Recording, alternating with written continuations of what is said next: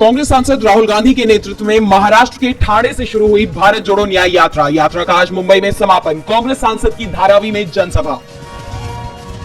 कांग्रेस सांसद राहुल गांधी ने यात्रा के दौरान मोदी सरकार पर साधा निशाना, कहा अडानी मतलब नरेंद्र मोदी है, दोनों एक ही हैं। राहुल ने कहा हिंदुस्तान में हफ्ता वसूली चल रही है, कोई भी कुछ बोलता है तो ईडी, सीबीआई, आईटी को उन्हें डराने के लिए भेज दिया जाता है।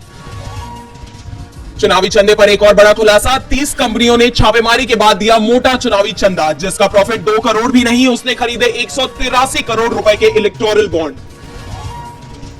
ईडी समन केस में सीएम केजरीवाल को मिली अग्रिम जमानत, जांच एजेंसी के 8 समन पर नहीं हुए थे हाजिर, आगे पेशी से भी मिली छूट। मामले में बीआरएस नेता के कविता को ईडी कर चुकी है गिरफ्तार। शराब घोटाला मामले में दिल्ली की अदालत में पेश हुई बीआरएस नेता के कविता। बीआरएस नेता ने अपनी गिरफ्तारी को अवैध बताते हुए कहा, हम इसे अदालत में लड़ेंगे।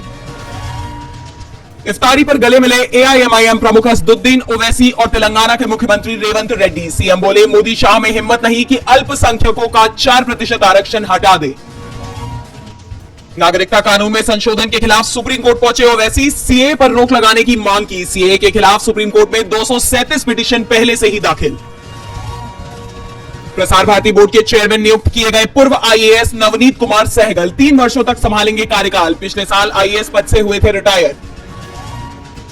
एनसीपी शरद चंद्र पवार गुट के प्रमुख शरद पवार से कांग्रेस नेता केसी वेणुगोपाल और रमेश चेन्निथला ने की मुलाकात। लोकसभा चुनाव के लिए सीट शेयरिंग पर हुई चर्चा।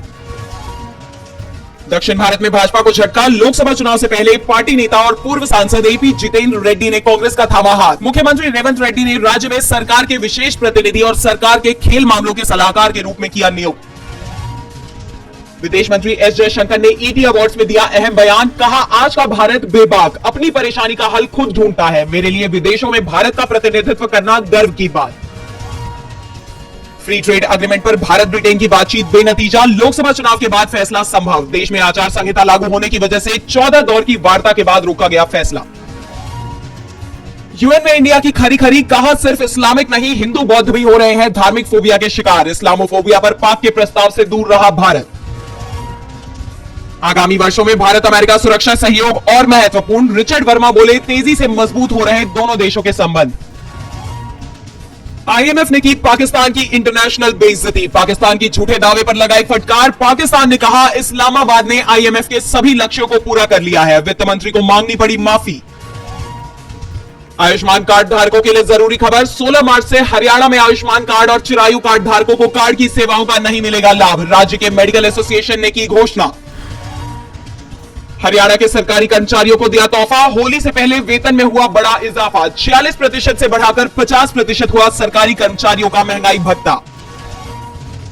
इस बार आईपीएल में श्रेयस अय्यर करेंगे केकेआर की कप्तानी, फ्रेंचाइजी के सीईओ का ऐलान, नीतीश राणा होंगे वाइस कैप्टन। सारा अली खान की फिल्म ए वतन मेरे वतन का पहला गाना जूलिया हुआ रिलीज, गाने के बोल सुनते रखने पर मजबूर दर्शक। ट्रेलर रिलीज के बाद से ही चर्चा में बनी हुई है फिल्म।